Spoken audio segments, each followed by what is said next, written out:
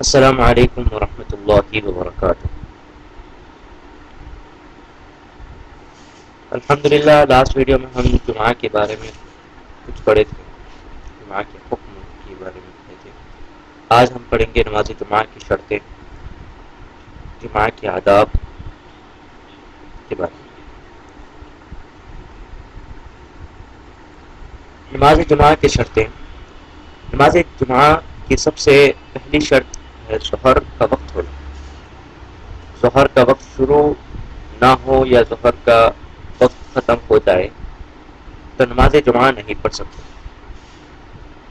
جمعہ کی نماز کی دوسری شرط ہے خطبہ پڑھنا۔ جمعہ کی نماز سے پہلے لوگوں کے سامنے اللہ کی تعریف، قرآن کی آیت، حدیث شریف، مسلمانوں کو نصیحتیں اور دعا کی جاتی ہے، اس کو خطبہ کہتے ہیں۔ خطبہ عربی زبان میں پڑھا جاتا ہے۔ اگر خطبہ نہیں پڑھا تو جمعہ کی نماز نہیں ہوگی۔ نماز جمعہ کی تیسری شرط ہے جماعت۔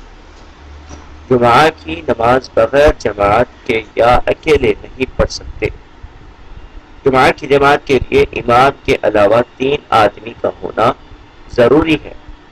اگر ایک جگہ جماعت نہ ملے تو دوسری جگہ تلاش کرنا چاہیے، اور اگر کہیں بھی جماعت سے جمعہ کی نماز نہ ملے تو پھر ظہر کی نماز پڑھ لینا چاہیے۔ جمعہ کی نماز نہیں پڑھ سکتے۔ جمعہ کی نماز نہ ملے تو پھر ظہر کی نماز پڑھ لینا چاہیے۔ جمعہ کی نماز نہیں پڑھ سکتے اس وجہ سے۔ اب جمعہ کی آداب۔ جمعہ کے دن ہر مسلمان کو چاہیے کہ غسل کر کے پاک اور صاف کپڑے پہننا، ناخن نیلز کاٹے، مسواک کرے، سرما لگائے اور اگر خوشبو عطر ہو تو لگائے۔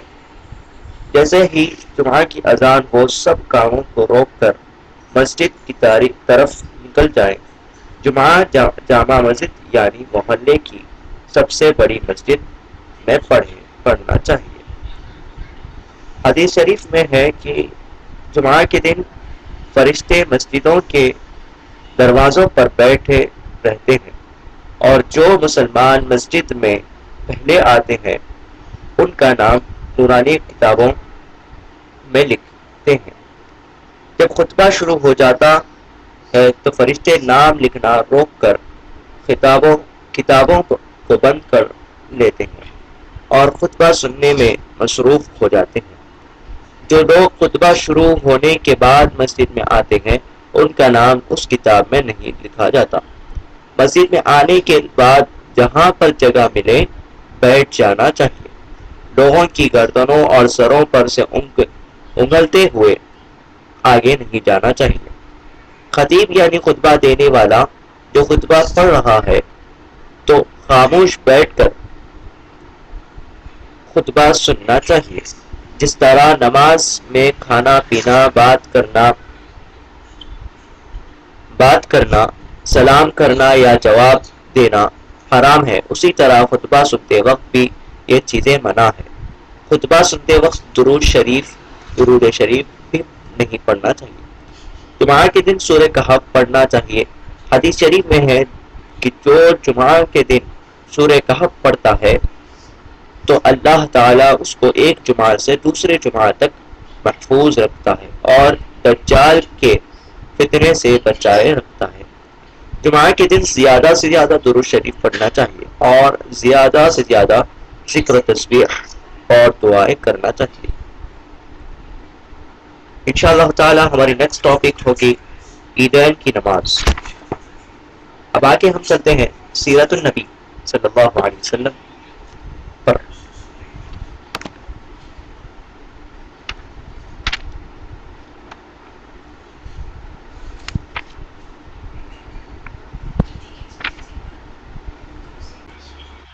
اب آگے السلام علیکم ورحمۃ اللہ وبرکاتہ۔ اعوذ باللہ من الشیطان الرجیم۔ لاسٹ ویڈیو میں آپ کو یہ بتایا تھا کہ سیرت النبی کی کچھ اور باتیں آپ کے سامنے رکھتا ہوں۔ ایک مرتبہ کا واقعہ ہے جب آپ صلی اللہ علیہ وسلم بی بی حلیمہ رضی اللہ تعالی عنہ کے پاس تھے اور آپ صلی اللہ علیہ وسلم کی عمر 2 سال تھی۔ ایک دن حضور پاک صلی اللہ علیہ وسلم بی بی حلیمہ کے بیٹے کے ساتھ تھے کہ اچانک 2 شخص آئے جو سفید کپڑوں میں تھے اور انہوں نے آپ صلی اللہ علیہ وسلم کے سینے مبارک پر چیر دیا، مبارک کو چیر دیا، آپ کے سینے مبارک کو چیر دیا۔ آپ صلی اللہ علیہ وسلم کے دل مبارک کو سونے گولڈ کی کاشت میں رکھ کر زمزم کے پانی سے غسل دیا اور پھر دل مبارک کو سینے میں رکھ کر پہلے جیسے کر دیا۔ حضرت عباس رضی اللہ تعالی عنہ جو حضور صلی اللہ علیہ وسلم کے چاچا بیان فرماتے ہیں کہ سرکار صلی اللہ علیہ وسلم جھولے میں سے جدھر اشارہ فرماتے چاند ادھر جھک جاتا تھا۔ بعد میں حضور صلی اللہ علیہ وسلم نے فرمایا کہ میں اس چاند سے باتیں کرتا تھا اور وہ مجھ سے باتیں کرتا تھا اور وہ مجھے رونے سے بہلایا کرتا تھا۔ حضور صلی اللہ علیہ وسلم نے دوسرے بچوں کی طرح دنیا کے کھیل خود میں نہیں جاتے تھے۔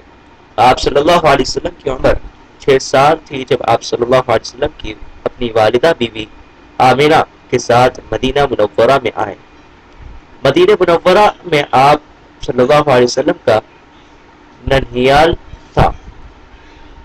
جب مکہ واپس آنے لگے تو راستے میں بی بی آمنہ کا انتقال ہو گیا۔ آپ صلی اللہ علیہ وسلم کے والد کا انتقال تو آپ صلی اللہ علیہ وسلم کے پیدا ہونے سے پہلے ہی ہو گیا تھا، اور جب آپ صلی اللہ علیہ وسلم 6 سال کے ہوئے تو والدہ کا بھی انتقال ہو گیا۔ اب حضرت عبد المطلب صلی اللہ علیہ وسلم آپ صلی اللہ علیہ وسلم کی پرورش اور دیکھ بھال کرنے لگے۔ آپ کی والدہ اور آپ کے والد کا انتقال کے بعد حضرت عبد المطلب رضی اللہ تعالی عنہ آپ کا والد پرورش اور دیکھ بھال کرنے لگے۔ نبی کریم صلی اللہ علیہ وسلم کے دادا حضرت عبد المطلب آپ صلی اللہ علیہ وسلم کو بہت چاہتے تھے۔ ابھی حضور صلی اللہ علیہ وسلم 8 سال کے ہی تھے کہ آپ صلی اللہ علیہ وسلم کے دادا عبد المطلب کا بھی انتقال ہو گیا۔ دادا کے انتقال کے بعد آپ صلی اللہ علیہ وسلم کے چاچا ابو طالب آپ صلی اللہ علیہ وسلم کا خیال کرنے لگے۔ حضرت ابو طالب حضور صلی اللہ علیہ وسلم کو اپنی اولاد سے بھی زیادہ محبت کرتے تھے۔ آپ صلی اللہ علیہ وسلم کے بغیر کھانا نہیں کھاتے تھے۔ حضرت ابو طالب فرماتے ہیں کہ سرکار صلی اللہ علیہ وسلم کے وسیلے سے لوگ بارش مانگتے تھے۔ جب آپ صلی اللہ علیہ وسلم کے کھانے کے دسترخوان پر نہیں ہوتے تو بہت کھانا بھی لوگوں کے لیے کم ہوتا، اور اگر آپ صلی اللہ علیہ وسلم دسترخوان پر ہوتے تو کم کھانا بھی سب لوگوں کے لیے کافی ہو جاتا۔ 1 سال عرب میں بارش نہیں ہوئی، سبھی لوگ پریشان تھے۔ لوگ اپنے ہاتھوں سے بنائے پتھر کے بتوں سے بارش مانگنے کے لگے، لیکن بارش نہیں ہوئی۔ بچے پیاس سے تڑپ رہے تھے، جانور گھاس نہ اگنے کی وجہ سے مر رہے تھے۔ سبھی لوگ حضرت ابو طالب کے پاس آئے اور کہا کہ آپ حضرت ابراہیم علیہ السلام کی اولاد میں سے ہیں، آپ دعا کریے کہ بارش ہو جائے۔ حضرت ابو طالب نے جب لوگوں کی پریشانیاں سنی حضور رحمت اللہ عالمین صلی اللہ علیہ وسلم کو ساتھ لے کر کعبۃ اللہ میں پہنچے اور سرکار صلی اللہ علیہ وسلم کو کعبہ کی دیوار سے ٹیکا لگا کر بٹھایا۔ اس کے بعد حضور صلی اللہ علیہ وسلم نے اپنی انگلی مبارک سے آسمان کی طرف اشارہ فرمایا۔ اچانک چاروں طرف سے بادل آئے اور اتنی بارش ہوئی کہ سارے عرب کی زمین ہری بھری ہو گئی۔ حضرت ابو طالب کے گھر میں بھی حضور صلی اللہ علیہ وسلم کی وجہ سے برکت ہو گئی۔ حضرت ابو طالب آپ صلی اللہ علیہ وسلم کو بہت خیال رکھتے تھے اور آپ صلی اللہ علیہ وسلم کو ہمیشہ اپنے ساتھ رکھتے تھے۔ ایک مرتبہ حضرت ابو طالب تجارت بزنس کے لیے ملک شام سیریا گئے تھے اور ساتھ میں نبی کریم صلی اللہ علیہ وسلم کو بھی لے لیے۔ سفر کے راستے میں جب لوگ بصرہ کے مقام پر رکے تو وہاں کے ایک عیسائی کرسچن نے راہب فادر نے جس کا نام بحیرہ تھا دیکھا کہ لڑکے کو آوار سایہ کر رہا پتھر سلام کر رہے ہیں اور جب یہ دھوپ میں ہوتے ہیں تو جھاڑ چھپ کر ان کو سایہ کرتے ہیں۔ تو اس نے آپ صلی اللہ علیہ وسلم کو پہچان لیا کہ آپ صلی اللہ علیہ وسلم اللہ کے نبی ہیں، کیونکہ آخری نبی کے یہ سب نشانیاں پہلے کی آسمانی کتابوں میں تھی۔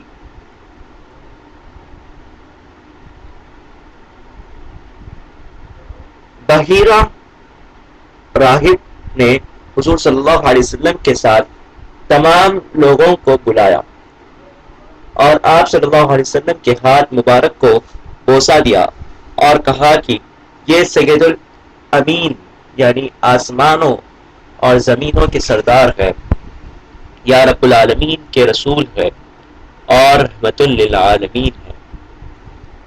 نبی اکرم صلی اللہ علیہ وسلم کی عمر جب 25 سال کی ہوئی تو اس وقت قریش قبیلے والوں نے کعبۃ اللہ کی نئی تعمیر نیو کنسٹرکشن کرنا شروع کیا۔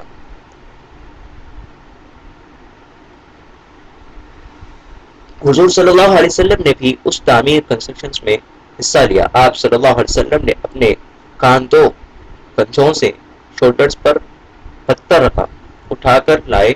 جب کعبۃ اللہ بن گیا تو اب اس کی دیوار میں حجر اسود رکھنے کی باری آئی۔ حجر اسود کالا پتھر جنت سے آیا ہوا تھا پتھر ہے جس کو کعبۃ اللہ کا طواف کرتے وقت بوسہ دیا جاتا ہے۔